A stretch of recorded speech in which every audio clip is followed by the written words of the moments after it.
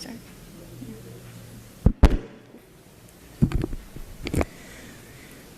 Hi, everybody.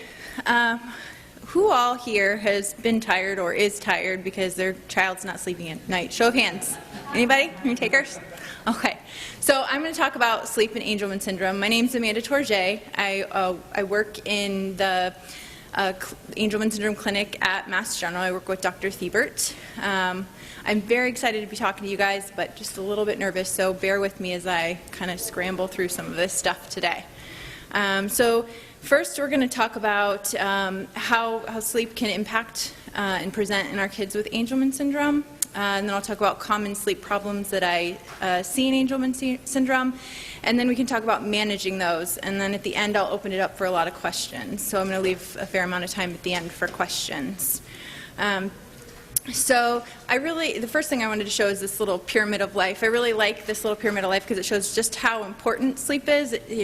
Sleep is kind of the main building block of everything, and it makes it hard to function day to day without sleep. So as you can kind of see, nutrition there, a lot of our kids will get so tired they don't really want to eat, and then it just kind of slows down, and it's just this kind of cascading effect throughout the day.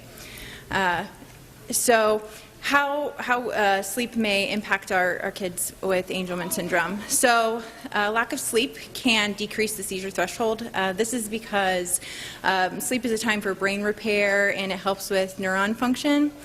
So you can see increased seizures if they're not sleeping. I know not all of our kids with AS have seizures, so what you might see is some of them have non-epileptic myoclonus, so due to some of the same effects that you see, the neuron function and things like that, you may see an increase in the non-epileptic myoclonus if they're not getting enough sleep. It can cause daytime fatigue and tiredness, so this makes it difficult for them to enjoy anything, and it also makes it difficult for parents to enjoy things with their kids, friends to enjoy things with the kid that's tired. It can also cause behavioral difficulties, so labile mood, irritability, aggression, and that's because sleep sorts out your stress hormones and decreases your stress hormones. And I know my husband can attest to this, that when I'm tired, I'm definitely a lot more irritable. So our kids with Angelman syndrome sometimes have a little difficult navigating those waters and don't have the tools necessary to help them cope when they're tired. It can also slow down physical development a little bit, so you might not see them hitting those developmental milestones as quickly as you would like for them to be hitting their milestones. And then last but not least, it can slow down academic progress. So what you might see is it makes it difficult for them to concentrate, to problem solve, and pay attention. And during sleep, we take all the things that we learn during the day and we commit them to memory. So if they're having difficulty paying attention or problem solving or concentrating, they're learning less, and then on top of that they're not sleeping, which makes it more difficult for them to commit those things to memory. So when we see kids for sleep, we kind of go through a progression of steps. So the first thing that I consider are medical considerations. The things that I see the most common in our kids with AS is reflux and constipation. So reflux makes it difficult to sleep because they lay down, and the acid kind of comes up and it irritates them, makes them cranky, and they don't want to sleep. Constipation is just really uncomfortable. Other things we see, so sometimes when they are deficient in certain nutrients or electrolytes, that can cause them to have issues in sleep and cause them to be restless. So a lot of times we'll get labs just to rule out any issues with that. And then we also look for sleep apnea, which can be caused by a plethora of physiological issues, but the most common we see is big tonsils or adenoids. So that can definitely decrease your sleep. So once we've ruled out all the medical complications that might cause sleep issues, we move on to sleep schedule. And so we take a look at their current sleep habits, and we often make some behavioral interventions. And then last but not least, we use medications. And we do medications last because obviously we want our kids on the least amount of medications that they need to be on. But also, if their sleep schedule is not good, you're just putting a Band-Aid over a really big problem. So sleep practices. So the first thing that we look at is sleep environment. So the biggest thing is you want a safe environment for your kid, whether they're in a crib or an enclosed bed. or a regular bed. If they have a regular bed, you might want to use a gate or a door to keep them in their room. Some parents are very uncomfortable with doors because it doesn't allow them to see their child. And then you want it to be quiet, dark, quiet, and cool. So one thing to consider is curtains. So natural light can disrupt your circadian rhythm, which can wake you up. And so you want the curtains to help them sleep, but this can be kind of a double-edged sword because you also want that natural light in the morning to help wake them up and perk them up and get them ready for the day. And then you're going to want to limit the noise from outside sources, so you might need a noise machine or a fan. And then once we get through the whole sleep environment, we look at sleep routine. So bedtime activities should be communicated clearly and consistently enforced every night when they go to bed. And it should be, bedtime routine should last 20 to 45 minutes and include 3 to 4 activities that they do every single night. It should be a predictable thing that they do every night. So kids with neurodevelopmental disabilities are sometimes very easily stimulated and overstimulated. So you want to choose activities that are calming to them during their nighttime routine. So taking a bath, which in AS I'm not sure whether that's stimulating or not because they usually really enjoy it. Brushing teeth is not a calming activity, but often something that just has to be done. Reading books, calm music. But one thing you can do is if there's something they really enjoy when they're going to sleep, that you can do that last, so that encourages them to do the things that they don't like to do. So, if they really enjoy their bath, okay, get all the teeth brushing out of the way ahead of time to make sure that they progress into doing that. And the thing about a good sleep, a consistent sleep routine, is that it can reduce those negative behaviors because they know what to expect and they know the things they have to do every night before they go to bed. And some of our kids really enjoy a visual list of things that they have to do, something they can see. So, with pictures that they can see, okay, my toothbrush, I've got to brush my teeth, bath time, those kinds of things. Those can be actually really good for them. So sleep problems that we see. So bedtime resistance. So refusal to go to bed, persistent calling or getting out of bed, taking longer than 20 minutes to fall asleep, and non-compliant behaviors. Other things include the need for parental intervention or frequent nighttime awakenings. So a lot of the times, the first thing we do is we look at the time required in bed, and I think all of you should have a handout. If not, there are some up here. We can pass them around. For the time required in bed. And I know every kid is different, so some kids require more sleep, some kids require less sleep, but I put the first column on here is just the total number of hours required, and then after that is, the least time that they should need in bed and the most time they should have in bed, and then kind of a schedule of what they need for nighttime and daytime sleep. So, inadequate sleep and excessive sleep may increase nighttime arousals.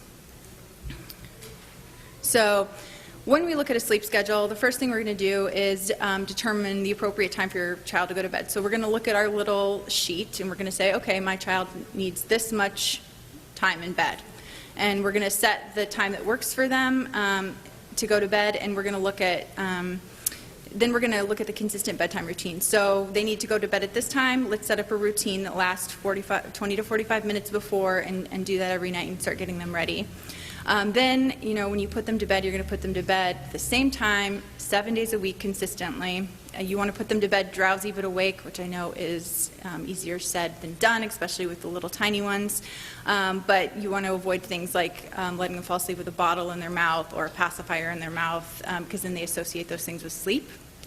And then if they call out or cry, you want to let them do that for a while, to know that you aren't always going to come running when they want you to, because that can turn into a behavioral issue. And then when they do cry, you have a couple options. You can let them cry it out, or you can do graduated extinction. So meaning you check in with them and leave and check in with them, and you gradually do that less and less until they figured out how to fall asleep themselves. And then you're going to set and establish wake time that works with their schedule, so that they can maintain that 7 days per week. I know some parents like to sleep in on the weekends if they can, so we say up within 30 minutes of the time that they do during the weekdays. So parents' role in sleep. So you're going to develop an age-appropriate sleep schedule. So are they napping more than they should? Are they sleeping on the way to school in the bus for 45 minutes? The amount of screen time they get can affect their sleep. And then you're going to establish that consistent bedtime routine. So this should be done, like I said, 20 to 45 minutes, 3 to 4 activities, no stimulating activities. And then you're going to set those limits. So you're going to enforce that bedtime and all of their bedtime routine consistently. And consistency, I think, is the biggest thing here because you want, it's going to make it harder to extinguish bedtime behaviors if you're not consistent, and it makes it a lot harder to establish that routine if it's not done consistently. So with regard to setting limits, consistency, consistency, consistency. And then last but not least, medications. So when we're deciding on medications, we try to optimize their current medications. I know Dr. Thiebert talked about this in his speech earlier. He talked about when you're starting a seizure med, what are the side effects of it? So sometimes there are a lot of seizure meds that make you sleepy, so we try to optimize those and give a higher dose at night, or we might switch from a morning dose to just a night dose.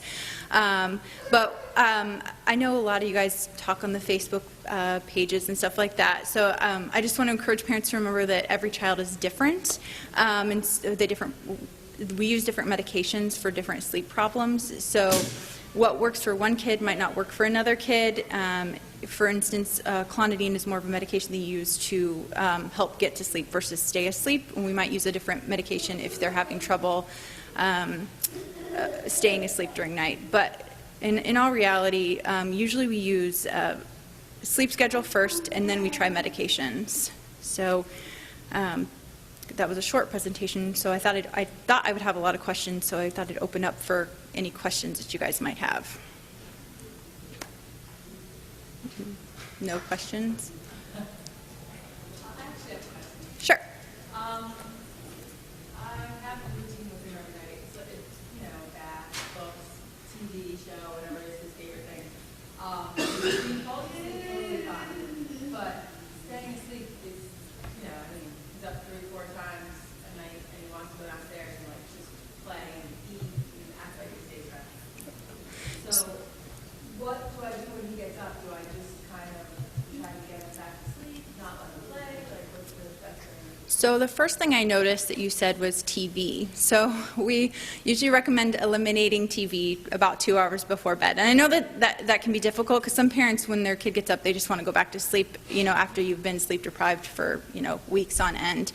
So, they give them the iPad. But it's the blue light that's emitted by an iPad or the TV, it actually throws off your circadian rhythm, which is what controls melatonin, the release of melatonin. So that can definitely throw things off. So, and then my next question would be his time in bed. So how old is your son? He's 4. He's 4. So we're going to look at, oops. So, and does he nap during the day? No. Okay, so we're going to... So that's part of it. So you're going to look at his time in bed and set a consistent time in bed. And the reason I put those ranges on that little sheet is because you can push his bedtime back a little bit to consolidate that sleep so he doesn't wake up. Because the idea is when he's in bed at night, if his sleep schedule is a little bit shorter and a little more consolidated, what we want is during those lighter periods of sleep. We all have, lighter periods of sleep and deeper periods of sleep. Most of us, during the lighter periods of sleep, when we wake up, we just roll right on over and go back to bed. But he, during his lighter periods of sleep, probably wakes up and is like, ooh, it's time to party. So consolidating that sleep schedule can help with that a lot. But then when he wakes up, what does he do? In the middle of the night? Yeah. He wants to go downstairs and play. He wants to eat, drink. Yep. So during that lighter period of sleep, it's playtime, right? So he can get up and do that. So He doesn't even scream and cry forever. so that's not uncommon. So usually I recommend to parents, is he in a regular bed or an enclosed bed? A regular bed. So kids with a regular bed, I usually recommend a gate or a gate. If he can climb a gate, I have recommended 2 gates. I have a handout that I give parents that talks about all the rules of gates. Or a door. Some parents are a little less comfortable with the door because you can't see in and see what's going on. But when he gets out of bed, I would make his bedroom safe and make it an area that he can't get out of. And it's one of those things, it's like eventually he'll fall back asleep if there's nothing for him to do, so no TV to watch or no games to play or nothing to eat. He should fall back asleep. And I always tell parents, initially when they're doing this, you're going to let them cry it out and then play in their room, and he can fall asleep wherever he wants in his room. If that's over in the corner on the floor, that's okay. He's going to fall asleep eventually, but you just got to let him kind of play it out and know that you're not going to respond to that. Now, if you're a little less comfortable letting him cry it out, we do the, kind of gradual extinction. So you're going to go to the door and check in and say, "Hi, mommy's here. It's bedtime. Get back in bed." And he's probably not going to do it, but you're going to go back to your room. And then a few minutes later, you're going to go check in again, and you're just going to gradually stop doing that until he goes to bed. But what we do see a lot is that, parents are like, "Okay, I'm going to let him cry it out." So they cry for 2 hours, and parents think that's harming them. It is not harming them at all. But if you let them cry for 2 hours and then go get them, all they know is that the next night they just have to cry for 2 hours, and you'll go get them. So it's just really consistency, and Also, if I gave him in the room, he will be like mad and he'll destroy the room. so that's why I said this safe environment. We had a little gal pull down her curtains. So parents they took out the drawers out of the dresser, they took the curtains off the wall, and while that seems extreme, it was temporary. And guess what? She's sleeping through the night now. So you just got to remove all of those little things that they're going to get into. So, all right. Any other questions? Yeah. Our daughter is almost 4, and her problem with waking up in the middle of the night is usually she goes to the bathroom, so she needs to be changed. And we'll let her cry it out for as long as we can, but there's a specific cry where I know she needs to be changed. And so I'll go in, or my husband will go in, and we'll try to do the put her back down and let her cry it out, or the gradual extinction, but she just screams bloody murder. And I don't know if she's having separation anxiety at that point, or if she just wants one of us with her. But I don't know the best way, because I don't want to just not go in because I know she needs to be changed, but I don't want to go in every night and then have her up for a couple hours after each time. Yeah. So, when are you taking her drinks away at night before she goes to bed? She doesn't have anything after dinner, so she has her dinner at like 5, and then she doesn't drink after that. Oh, that's good. So it's not like an issue with her having to drink. So I would go in and change her, and I think in this situation, maybe we can talk offline about this, but you're going to change her and you're going to put her back in there, and have the safe, make a room crib or. She's in a toddler bed, but her room's completely safe for her. Okay. Is there a gate on the door or anything? We have a door, we shut it. We have a Yeah. locker. Oh, okay. So I think, you know the cry that means I need changed, but you're going to put her back to bed and let her know that this isn't playtime. So you're going to put her back to bed, and you can go in and check on her, like I said, the gradual extinction. So you're going to go in and say, mommy's here, it's time for bed, and then you're going to leave, and you're going to go back a few minutes later. I actually have a schedule for parents to follow, so we can talk about this later. The parents that are a little less comfortable letting them cry it out. But like I said with her, the thing with crying it out is that if you let her do it for 2 hours and then go in there, she's going to just know the next night that I can cry for 2 hours and mom's coming because I'm tugging on those heartstrings. So they know exactly what they're doing. I know every child can be different, but is there a time, like how long of the crying it out or the gradual extinction would it take for a child like us to develop that sleep habit? So 2 to 3 nights is what parents have been telling me a lot, but it can take up to 2 weeks if they're really persistent. Yeah, I was going to say, if they're really persistent, it can take a couple of weeks. So that's where. And that 2 weeks of them not sleeping, I guess I worry about the onset of seizures and the lack of sleep. So normally what we see is that initially they're going to have a lot of issues, or initially the first few days there's going to be a lack of sleep, and then you're going to kind of have this up and down, and you're going to, and there's going to be a point where they're doing really, really well, and but studies do show that there's just a strange little blip out here a couple months out where they'll have a little bit of regression, so you just got to stick to your guns and keep with it. But the 2 weeks shouldn't be consistent no sleep because they're going to need that sleep, right? So they're going to want it. But I always tell parents this is where grandparents come in handy to help with other little ones you might have, or just kind of help, juggle and that kind of thing. So, yeah. Just a question, can you put that recommended sleep time slide back up in the meantime? I had a handout. I have a handout. Did you get the handout? And just to, I guess, follow up on the question here on how much time you allow them to cry before you go in.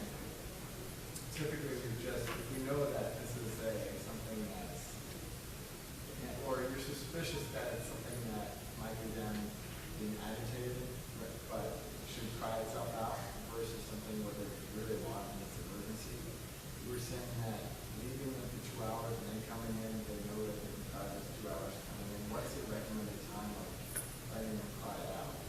That makes sense. As long as they need. I've had kids that have cried for 5 hours, and that's miserable for those parents.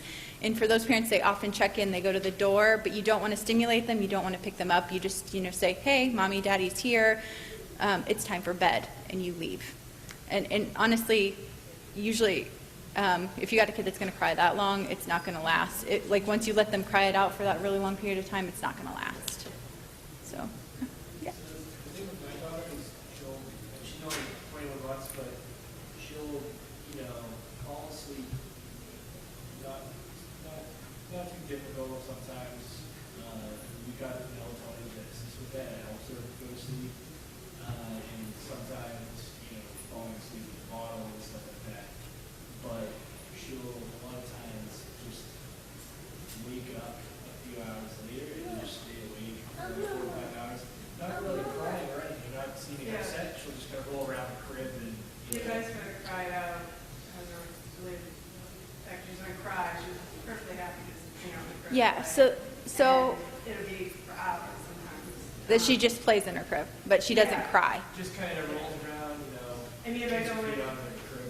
wanted to go see her or give her a ball, she decided to maybe wake her up more, so I usually don't. But the melatonin seemed to help for a while. I've definitely seen sleep habits correlate with seizure activity as well. So Yeah. I don't know if additional medication would be better, or it's like another better habits. So Or that, I don't know. for her, I was holding her last night, and she was having Yes. seizures. So for her, I think her biggest thing is going to be getting her seizures under control first. So that's going to be one of those medical things, she needs to get her seizures under control because it's the chicken or the egg thing. Do the seizure. So lack of sleep causes seizures, but seizures, cause issues with sleep too. So I think for her, that's going to be her biggest thing. And then just consolidating it so that during those lighter periods of sleep, she's not waking up. But so she's 21 months. Does she have a pacifier? No. Okay, so She does put things in her mouth, had her in the crib, though. that's okay. That's kind of a soothing thing, and that's fine.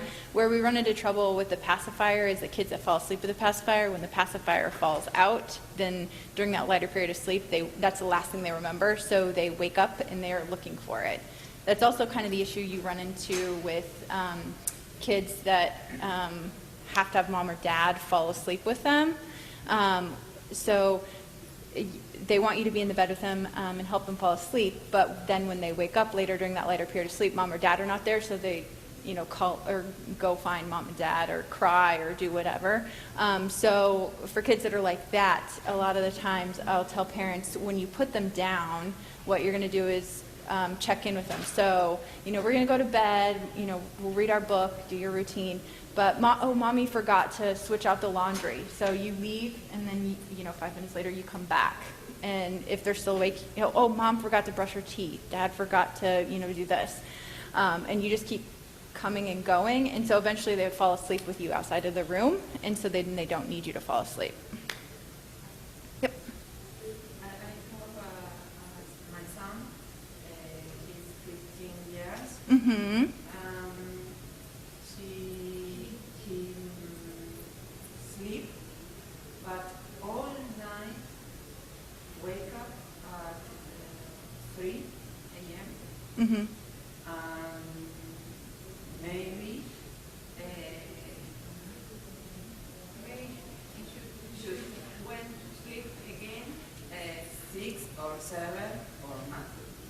Okay. All night. So he's older, so he doesn't require so much sleep. So my first concern with him is whether he's getting his time in bed has been too much, because he only probably requires 8, but some people do require less. But we go to bed until 10 o'clock, 11 o'clock. We are from Mars. Okay, so you go to bed at 10 or 11, and then what time is he getting up in the morning? He goes to bed in 10 o'clock, 11 o'clock, and wake up at 3. Mm-hmm. But for the morning, what time does he need to be up in the morning? Sorry.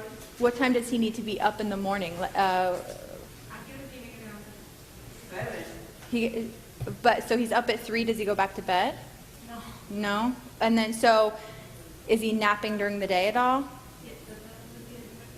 Yes. So And maybe when he goes to the school, he sleeps. yeah. So that's the problem. He's taking that nighttime sleep that he needs, and he's putting it during the day. So I would talk with his school and have them keep him awake. So he's going to consistently, he has to be up at 7 to be at school. You're going to get up at 7, no sleep until you guys go to bed at night, because he's old enough that he doesn't need that. I know that's really difficult to do, but I would work with the school and have them keep him from napping, because once he gets out of that routine, you're going to have that day where he's not allowed to nap all day. He's going to be so tired at night, his pressure to sleep is going to just hit the pillow, and he should sleep all the way through. But is not dangerous for seizures? So you can be at risk for seizures, but I've actually, while sleep training, not had any of our kids have seizures. No, I mean, usually they sometimes will have seizures because long periods, but in his case, I'm guessing it'll take about 2 days, and he's going to be fine. So. I'm sorry, I came in late. My daughter takes clonidine Uh-huh. to sleep. Is nobody else using medications to help their child sleep? Is that kind of an old No, so- old thinking? Or also, my daughter is starting to wake up, and of course, I'm thinking, well, I need to increase her medication. But it sounds like you're saying cry it out, maybe. How old is she? 16. 16. So at the beginning of the talk, we talked about the process we go through, right? So we look at all the medical conditions, so what might be contributing to that. So in AS, it's often reflux or constipation. Sometimes they might have electrolytes or nutrient imbalances, so we check labs, and sometimes it can be sleep apnea. So we go through all the medical stuff. And then we do sleep schedule, because if they have a bad sleep schedule and you put them on a medication, you're just kind of putting a Band-Aid over a really big problem. So we look at sleep schedule, and there was a little handout for required time in bed. And then once we get there, if sleep schedule is not effective, we will try medications. And sometimes we'll try medications just to help get through the sleep schedule, to get on that routine. But I talked about, a lot of times we will try to use their seizure medications that like the side effects of fatigue and stuff to, instead of adding another medication, we will kind of play with their current medications, and then we might add a sleep medication. But sleep medications are also for different things. So for her, she's getting up in the middle of the night. Clonidine is a drug that helps you fall asleep. It doesn't help you stay asleep typically. So, but also she's older, so maybe she just requires less time in bed kind of thing. And then that's great. I'm glad to hear that, and I definitely will try that, because I usually put her to bed like at 8. So I just assumed everybody was using medication to sleep, but I guess that's not the norm anymore. We do use medications, and it's not uncommon. Oh, and like I said, we use a lot of the times we'll use. Yeah, a lot of the times we'll use medications, if they absolutely need it. But it's good to make sure there's sleep schedules. Yeah. I was wondering, maybe I should start backing off, because there's all the other side effects that go along with the medications, it seems like. So. Yeah, so I think I'd work on sleep schedule and get that going, and then once you start seeing those improvements, back off. You can start backing off. So, yeah. In the back, there's a gal in the back. I just have a comment that our daughter's 4 and a half, and she didn't have any sleep aid. We started her on melatonin. It seems to help, but it's not Uh-huh. You know, it's not like every night's the same thing. We have a very strict sleep schedule. It's every night 7:30. But what we've noticed is that we've also been better about tracking. Mm-hmm, yeah. Sometimes it will be, no waking up. Sometimes, there's 12:30, 11:30, whatever it is. But without the melatonin, I feel like she does wake up more often.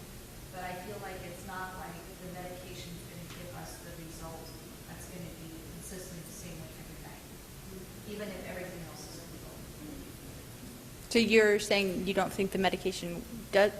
No, it does work. I'm just saying that I was expecting the medication to work the same way every night, but in reality, even though we have everything else controlled, meaning the same schedule, the same dosage, it's not necessarily that she's getting the same.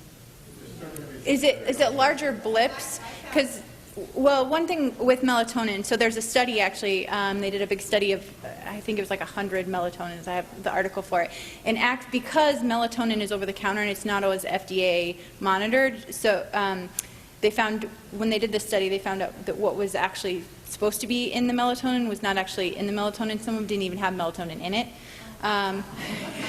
So yes, so when you're using melatonin, you want to make sure that it's FDA monitored. And I always recommend like melatonin.com. So if you're seeing it for like long blips and then you get a new bottle, that's probably the problem. Yeah. So, and the thing about melatonin is it's a hormone. There's not a lot of research on it. But our body actually requires a ton less of melatonin than we take. Like it's under a milligram that we would actually need to help us sleep. So I feel like if you're giving a kid 5-10 milligrams, it's probably not an effective thing for them. So he was next. It's kind of related. We give my son about 1.5 milligrams of melatonin to fall asleep, otherwise he just never fall asleep. And now if he's in a good routine when it works, should we try like not doing it for a week to see what happens, or is it because it's working, just keep doing what we're doing? I wouldn't rock the boat if it is working. But what I will say about like the difficulty falling asleep, so sometimes what I'll do is, you make sure their sleep schedule's consolidated so their time in bed is not too much, you're going to look at your schedule. But if they're having if you don't want to add a medication and they're having difficulty falling asleep, so I'll tell parents to push it back to the time that it does fall asleep, and that might be pretty late for them, but then you're going to gradually in 15-minute increments, move it closer to the time that they need to be going to sleep. Does that make sense? Okay. We're the same, but we have a 4-year-old, and she falls asleep pretty well with that waking up period. Are there medications that have been proven more effective at the expanded sleep part? Yeah, so medications that we usually gabapentin or trazodone, but she's 4. She's 4, so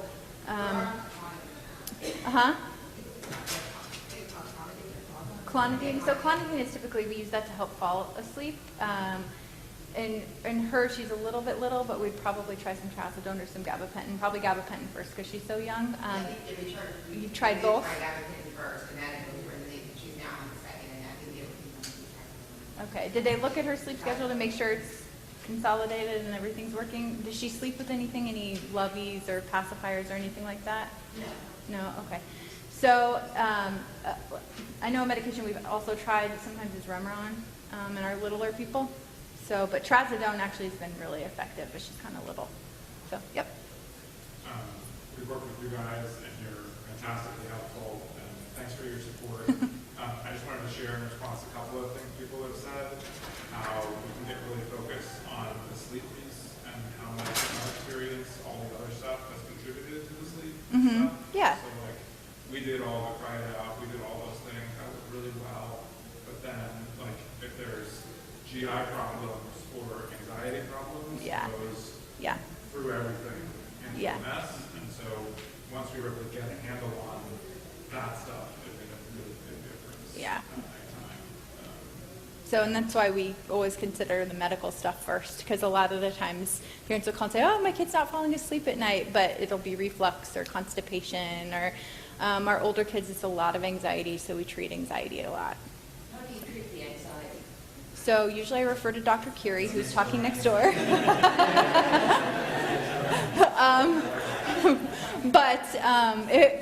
So Dr. Thiebert and I have, a handful of things that we'll try. So we will use Buspar or propranolol typically, and if the Buspar doesn't work and we have to try the propranolol, we definitely refer out to Dr. Curie because he's the guy with that does all that. So, any other questions? These Oh. sorry, go ahead. These all hours Yeah. from one time, or you maybe this the night class and the afternoon? So yeah, it should include everything in a 24-hour period. So that's when we look at their sleep schedule. So if it says they need 8 hours of sleep, right? That's 8 hours in a 24-hour period. So that's a 24-hour period. And so on there it'll say like daytime sleep, nighttime sleep. So like when they get older, they shouldn't require a nap. Most kids get rid of their nap between 3 and 4 years of age. So. Mm-hmm. I was going to ask, for the kids that are in the age where they still need naps, is it, if they're not sleeping well at night, more tired in the day, maybe napping more, is it better to try to shorten those naps, maybe get more sleep at night, or to have like one longer nap a day, like if they're going to need, Did you get a handout? yeah. Okay, so on there it'll say like how many naps they should have, and it should say how long those naps should be.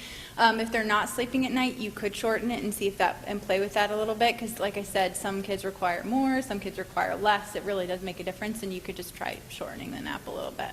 Yeah. So, I thought angels just sleep less, period. And So- this looks very like neurotypical. So is that not so? That's not correct? So they do, well, studies show that they do, but when I got to actually looking at a lot of studies, so like 50 to 80% of them have sleep problems. But when I got to looking at studies, a lot of the studies didn't account for, so they were looking at how much they were sleeping at night and whether they were waking at night, but they didn't look at whether they were sleeping during the day. So actually Dr. Thiebert has a study that shows that does look at napping. But most studies don't. And so I think a lot of books and things that you'll read say that they don't sleep, but they didn't. Well, I mean, my daughter does everything. Like that's the window, I put her down and get her up, and the nap is correct. But she's just going to be playing, just like that couple between midnight and 2 every night. And she's okay. And sometimes I sleep through it, but other times it's just, and just, Yeah, so that's what she, she's doing. So it's like, I'm more worried about, I need to go on sleep medication. Because, I mean, I've already gone through the sleep training, and I'm so grateful to have hearing such almost horror stories compared to what I have, because mine's so good, but I am so sleep deprived. And are you saying even once all this is said and done, all of us are going to have to give them something? The angels just cannot sleep without something, because she's trained and happy. so that's when we get to the point where we probably would use the medication. It's not affecting her developmentally or things like that, but if she's at the low, if it's at the low end, and like I said, some kids require more and some kids require less. It's not affecting her developmentally. That might be her sleep schedule. But if you were really concerned, I would try a med and just see. Clonidinine's a pretty light hitter. So it's either I'm going to be on antidepressants or she's on okay. I hate to say it, but if her sleep schedule is appropriate, you could try consolidating it a little more, putting her to bed a little later, and that's usually what I'll do. I push their bedtime back, almost sometimes to an unreasonable amount. Like when we go to bed. Yeah, and see if that consolidation helps her sleep through the night. The other thing is it could be a behavioral thing. So if she's up and she's ready to play, maybe kind of eliminate those things that are really exciting her and allowing her to be up. How old is she? 2. She's in bed. So does she have pacifier or anything like that? Oh, we're getting rid of it. So that's probably part of your problem. If she falls asleep with it, she wakes up and just probably looks for it. So I bet eliminating your pacifier will probably help your cause a lot. Mine's 17, he takes the that stuff, but my wife has to lay with him in bed when he'll sleep. And she gets up, he wakes up all back. Doesn't matter what time of night. So is he? even if if they go to lay down in bed and she's like, okay, we're gonna lay for 5 minutes, and then he's still awake, and she says, all right, mom's gotta go brush her teeth. They'll get up. He'll get up. They'll find what she's at. He'll find where she's at. I'll turn every light on to find her. So what we would do is that a gradual extinction where it takes a little bit of work here, but you would put, you know, you can put a chair by the bed, That's what they suggested on that too. It doesn't work. and you didn't do the gradually moving out sort of It's gotta thing. be touching you, fall asleep. So that I think is a behavioral thing to work with him on. I think, and I would start the gradual, sitting in a chair, and you know, when he gets up, and you know, let him be up, and just, you know, consistency. You know, like, mom's in the chair, we're going to bed, it's bedtime now. You know, and then gradually mattress, move it on out of the room. That's what the sleep doctor suggested, and we tried that. Or she'll be laying next to me, I was coming to get her, and she'll go back and lay down with him, even sleep. I think that is a consistency thing. I know that you said you've tried. I think that with him, he's probably like, okay, you know, mom and dad have done this for 5 nights. You know, he's going to hit you in the weak point. You know, you're really tired. But I think that's where consistency, and he's probably one of those kids that's going to just take a little bit longer to get out of there.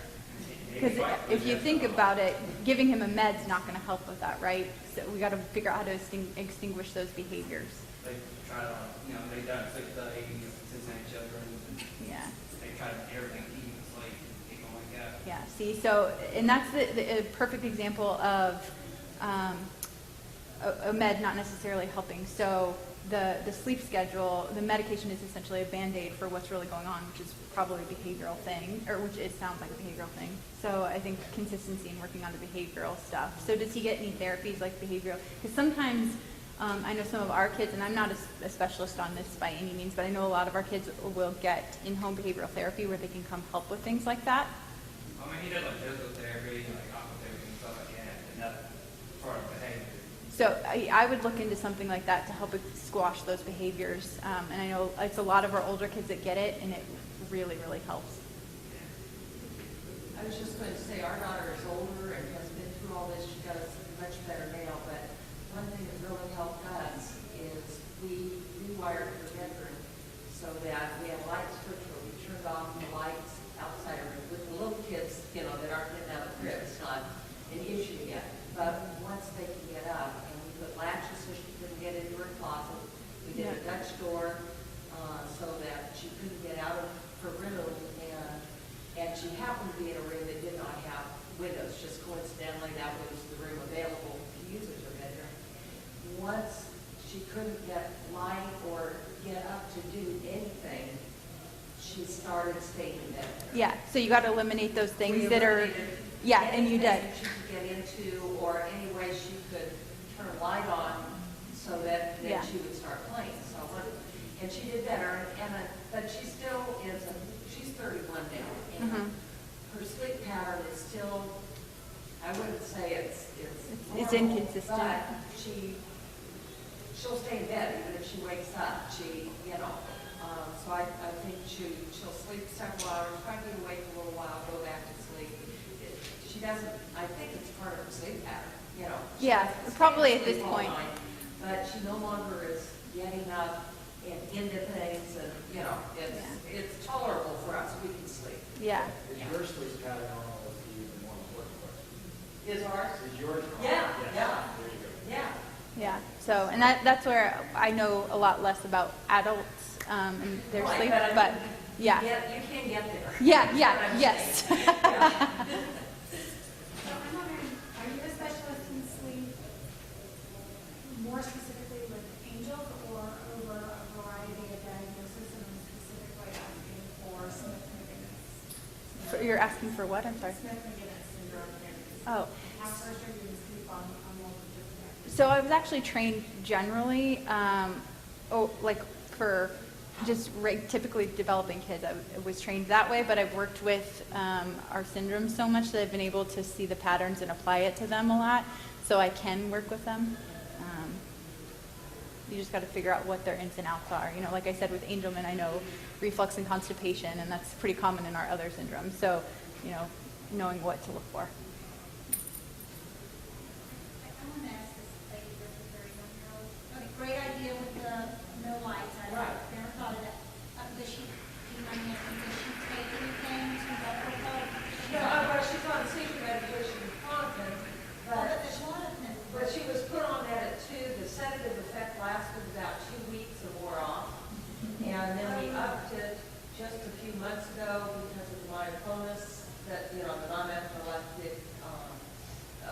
shaking, and we saw the sedative effect increase for a very short time, then it went away.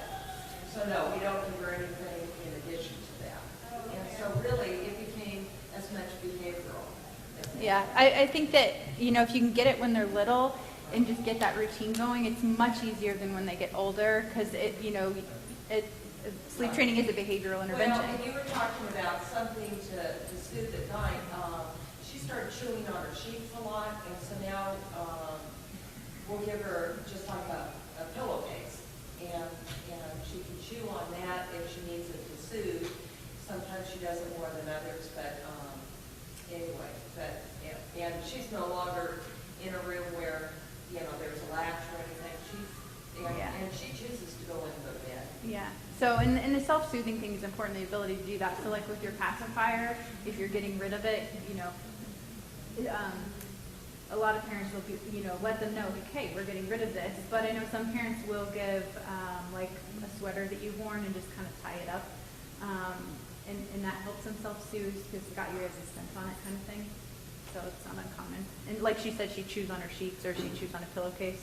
That's not uncommon.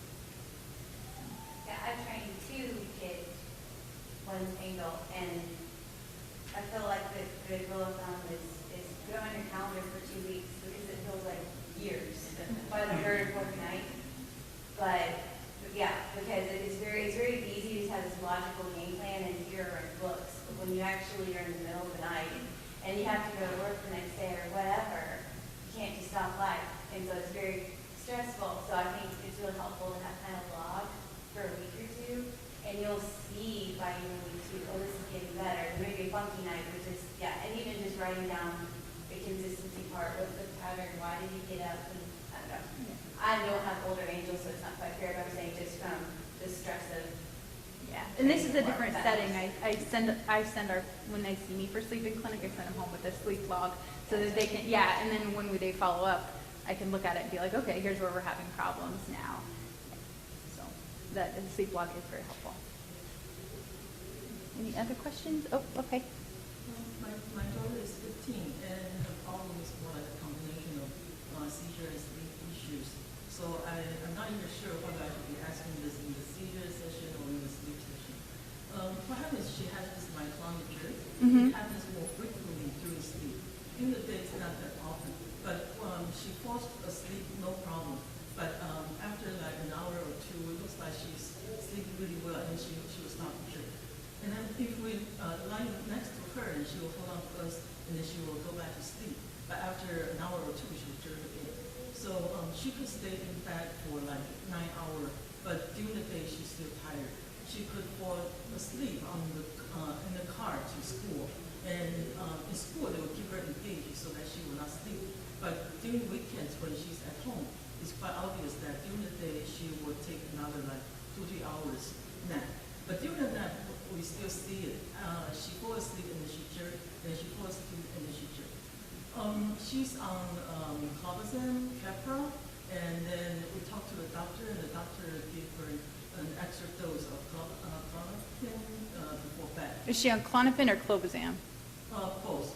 She's on both? Yeah, and also on Keppra. So She's did, on 3 of them. because that's what I was going to say, I would have, if this were me, and Dr. Thiebert is back there, so he can probably speak up about this a little bit, but then if it's waking her and affecting her, quality of life and sleep, I would have given an extra dose of Klonopin, but I think in her situation, the best thing to do would be to work towards getting her non-epileptic myoclonus under control so she's not jerking and waking up. I mean, myoclonus in sleep is very normal, but if it's affecting her ability to sleep, it's not. Yeah. So she was asking about. I don't have much to add. Oh, but okay. no, but sometimes too, sleep myoclonus is just a marker of sleep not being that high quality, like a restful sleep. So, kids with Angelman at any age, they'll have a little more myoclonus in sleep than the rest of us. But if it's a lot, it's less an indication of seizure, even the non-epileptic, and sometimes more indication that it's not a good quality sleep. So you said you would give the Klonopin? Yeah, help her get right. Stop. Yeah. Help her get sleep and stop the. Exactly. Yeah, Klonopin's great because it Like Amanda was saying, not only does it can help you fall asleep and stay asleep, but it treats the myoclonus itself. Because sometimes kids twitch so much they wake themselves up, and if you can just kind of quiet that, they can get them into a better sleep. The other thing I wonder too about your daughter would be like the medical consideration. So does she snore or anything like that? Like would a sleep study be appropriate for her to see whether she's getting good quality of sleep is what I'm getting at. So. Yeah. At one time, I tried to give her melatonin, Mhm. but with melatonin, she's even more restless. And sometimes she will stop doing sleep. So we were wondering maybe she's having apnea or something. Of course, she cannot tell us.